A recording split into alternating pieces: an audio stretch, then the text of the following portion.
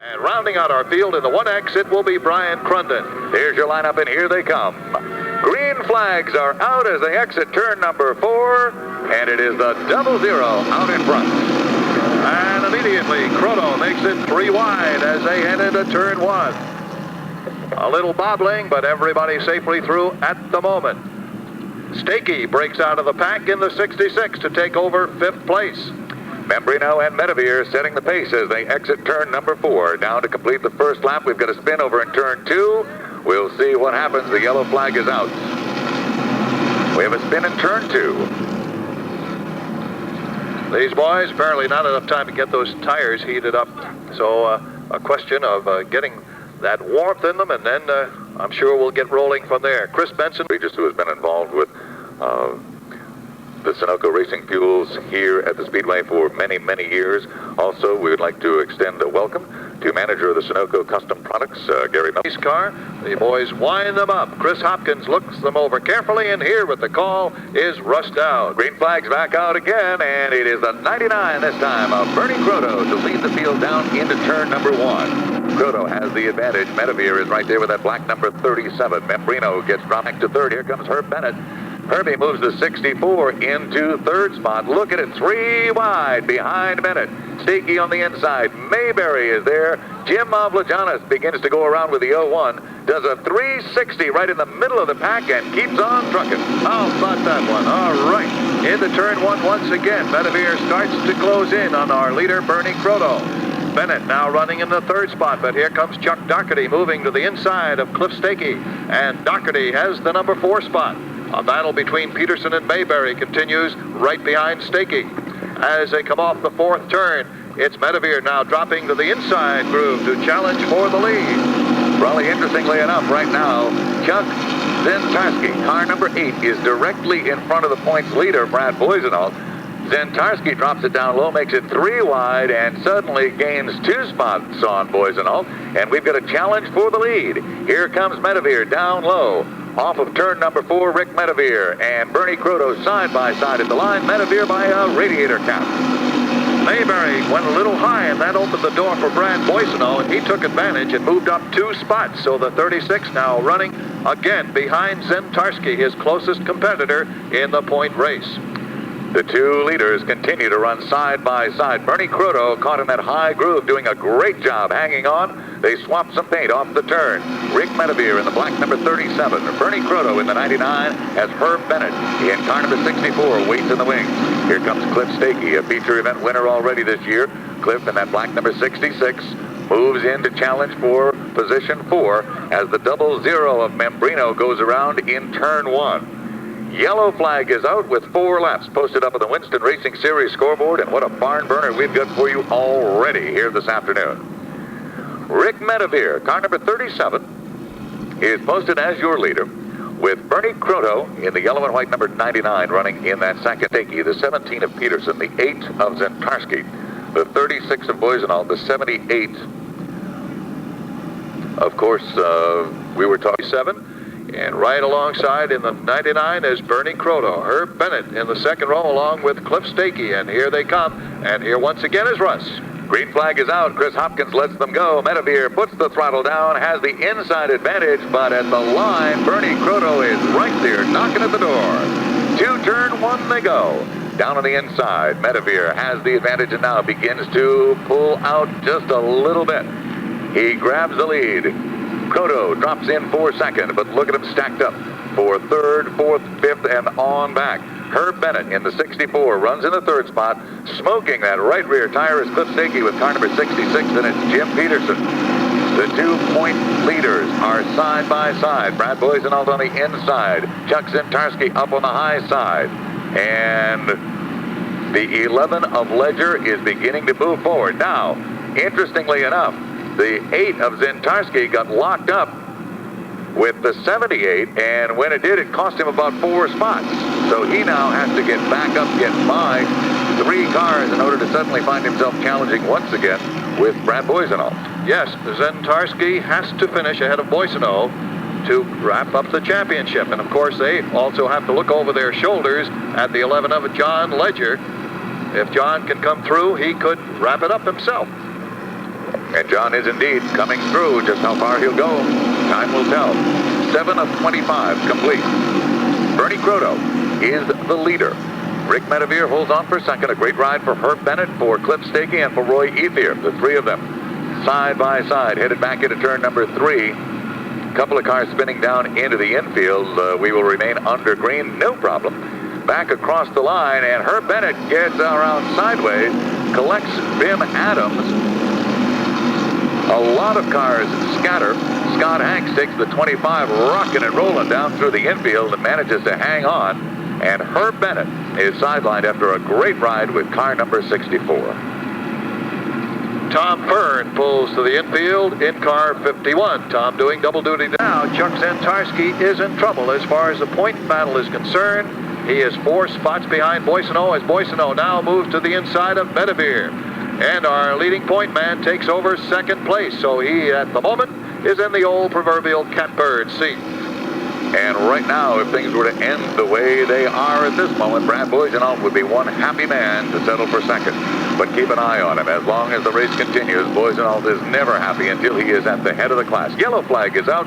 Janeski has gone around up in turn number 4. He refires the car, but not before the caution flag is out. So it is Bernie Croto, and now here is the point leader, Brad Boissonneault, knocking at his door. Medevere is next with the 37, flat right in fine fashion. You'll notice the number 47 of Jim Janeski has been disqualified for bringing out an unnecessary caution. Here's the restart, and here again is Russ. Off the turn they come, down to the line as the green flag flies, and this time Brad Boissonneault shows why he leads the point chase by getting into turn 1 first. However, Bernie Croto does not want to give up. Boissonneault puts the hammer down. They exit turn number 2. Down the back straightaway they go, and it is Brad Boissonneault to take command of this event on lap number 10. Boissonneault and Croto running 1-2. A little tap to the bumper. They make it through turns 3 and 4 okay. Back down across the stripe. And what a job we have established for car number 8 and Chuck Zentarski. 3 wide off the turn. That suddenly solves itself. Chuck Zentarski now slides in. He moves up to the 5th spot. And the 11 of John Ledger now well within the top 10. Tom Fox making a move as he gets his way under Rick Medevere and moves into the top 6. But look at Zentarski move now. He knows he's got to beat Boissonneault to wrap up the track championship, and he is pouring it on.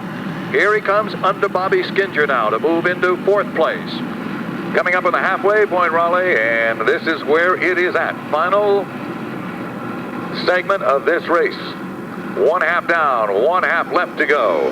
And the question is, can Chuck Zentarski catch and go by the 36 of Brad Boissonneault? He's down on the inside. Zentarski makes it 3 wide off the turn. Down the back straightaway he goes. And the Polish Rocket is on a roll with the Captain's Galley car number 8. And now he'll try to reel in that high-flying 36 of Brad Boissonneault. Don't look in your mirror, Chuck, because here comes the 11 of John Ledger. That's right, doesn't count out Ledger. And what Hollywood scriptwriter could have planned it more perfectly? Your number 1 and 2 point men now running 1 and 2.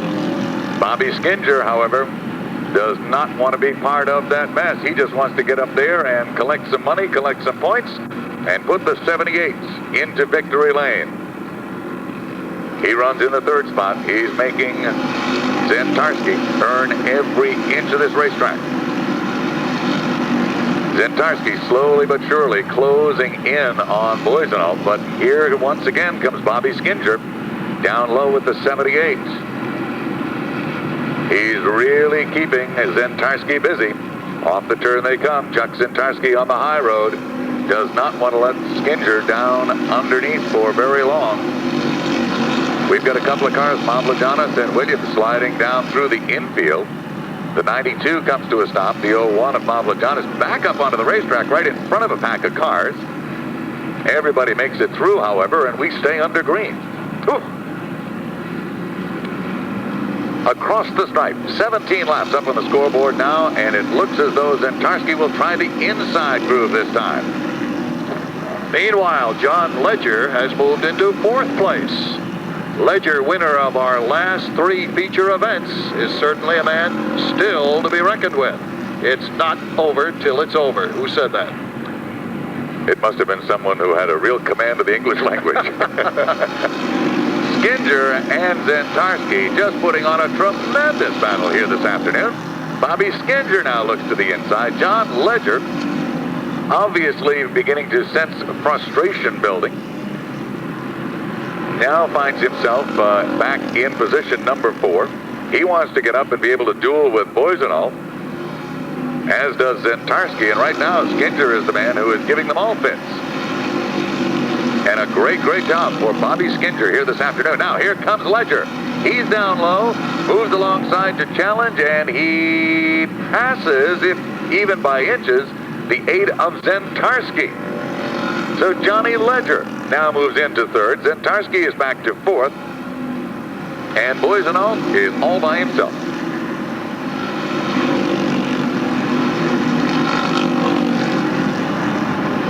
Down the back straightaway they go. 20 laps up on the scoreboard into the final 5 now. It is Brad Boissonneault, John Ledger, and Bobby Skinger swapping paint between 3 and 4. Ledger right down on the bottom of the racetrack. Can't make the move. Here comes Zentarski back one more time to the outside. Ledger and Zentarski really going at it for the 3rd spot on the racetrack, while Brad Boissonneault, your current point leader, is out in front with about a 10-car length advantage and only 3 laps this time by to go. We've got a spin. Bernie Croto goes around as we enter turn number 3. He keeps heading in one direction. We remain under green. Tony, this one is really turning into a barn burner. This is amazing. These guys are tooth and nail right down to the end, and it's to see the point leader and now the 3rd place point leader and the 2nd place point leader running 1, 3, and 4 at this late stages of the race is just amazing. Down to the stripe they come. Chris Hopkins says 2 laps to go for your leader, Brad Boissonneault. 2 to go for Brad. Skinger's still holding on to 2nd place, but he's getting all kinds of pressure now. Ledger sticks the nose of that blue number 11 way down low. Makes the move down on the inside of Skinger. John Ledger, who is 3rd in the point battle, now moves into the 2nd spot on the racetrack, but not for long, because at the stripe, Skinger had it by a bumper. Last lap. Is it. Final circuits. Car number 36, Brad Boissonneault, a quarter mile away from victory and a track championship here this year. Let's bring him on home. Off of turn 4, down to the checkered flag of Chris Hopkins and a track championship. It is Brad Boissonneault, followed by John Ledger, Chuck Zentarski, Bob Skinger, Chuck Doherty, Roy Ethier, Tom Fox in that order. What a great finish to the season for this particular class. Boissonneault, we talked to him earlier, and he said his plan was to go out, just be consistent, just run consistently, stay out of trouble, and maybe later in the race get up the front. But he just went right to the front like he has been doing all year. Absolutely tremendous. Of course, he won that huge race for the late models up in Oxford a couple of weeks ago, and